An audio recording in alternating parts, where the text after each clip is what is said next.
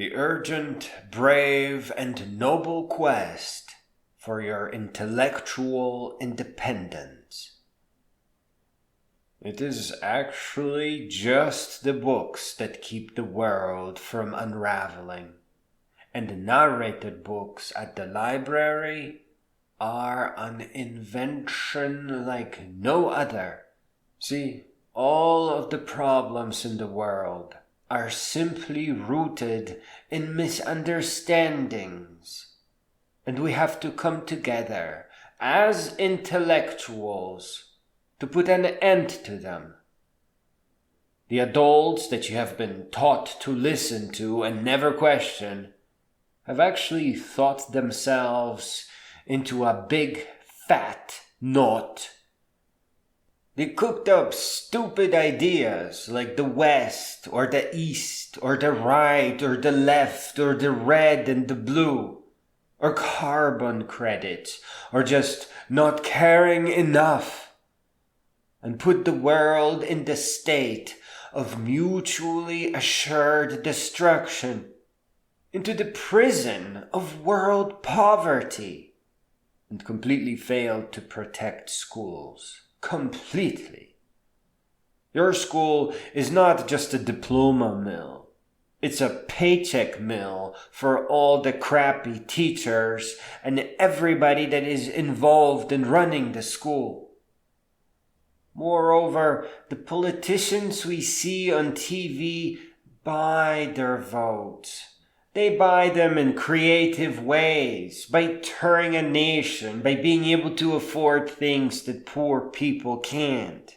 Most just sit on an election carousel, where eventually everyone gets elected just by plain chance. And it gets worse. National borders, standing armies, nuclear weapon stockpiles, pollution, and human activity-induced climate change. And it gets even worse than that, because indoctrination is used for profit and for laziness. You can think of our base knowledge from teenage years as a view of the world, as our connection with the world. Really, a kind of an operating system, because your beliefs influence your actions. Indoctrination is being used everywhere to manipulate your operating system. Religions, politics, national divisions, and whatever political sides exist are pretty much all created out of indoctrination, by manipulating the views, beliefs, and minds of the people. In some places, like the nations that are likely to go to war, even ineffective education is being withheld. Most adults are too crushed by poverty to ponder any of this, and the false leaders only benefit from that blindness. Nobody asks any questions, at all. There are some people in the world who would say, chill, just live your life. It's how things are. Get over it. But they are completely wrong. They're out of their mind wrong. It could be their teenage kid getting busted for drugs, or sent to fight in a war that will eventually snap them out of this nonsense. Don't chill. You have no choice but to become a great being. You don't have to do speeches. You don't have to change the world. You just have to be great in your mind and heart and soul. You have to be unbreakable. For you, just you. That alone will make the world a more beautiful place. Rise by means of your wisdom inherited from countless books, and yes, synthesized on your own.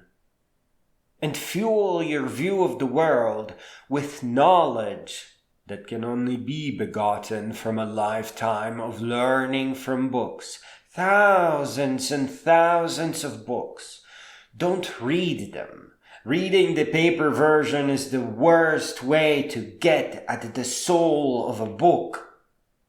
You have to hear them. While you are out on a great adventure, you have to connect the souls together. Your soul to the soul of the book. That's how you inherit wisdom. Intelligence is not genetic. Nothing could be dumber than that. It's a function of the number of books you listened to, integrated with, and comprehended. It is proportional to how many great adventures you set off to in order to make peace of mind and time necessary to connect with those books. You have no choice, because without your first 1,000 books, you will be a victim of indoctrination, of somebody else's easy way to go through life. In some places, it can be deliberately crafted to control people, but in most places, it is just some combination of easy things that lead people nowhere, that everyone agrees to participate in. Your first 10 beautiful books will multiply your intelligence many times over. Your first 100 books will completely alter the course of your life. Listen, this is so important that you can quit your job, you can drop out of school, you can absolutely disappoint your parents, friends, and everyone else. It's okay, because until you get through those books, you're not even yourself. It is okay, so as long as you have life-changing books playing in your ear, helping you inherit lifetimes of wisdom from countless great beings. There's just one person that you do not get to disappoint in your life, and that person is the older you. You may not go through life just to end up regretting all the decisions you have made. Make room for narrated books from the library. Make room for books. Do you hear me? Make room for books so that you don't regret your life. Set your mind free of invisible prison walls.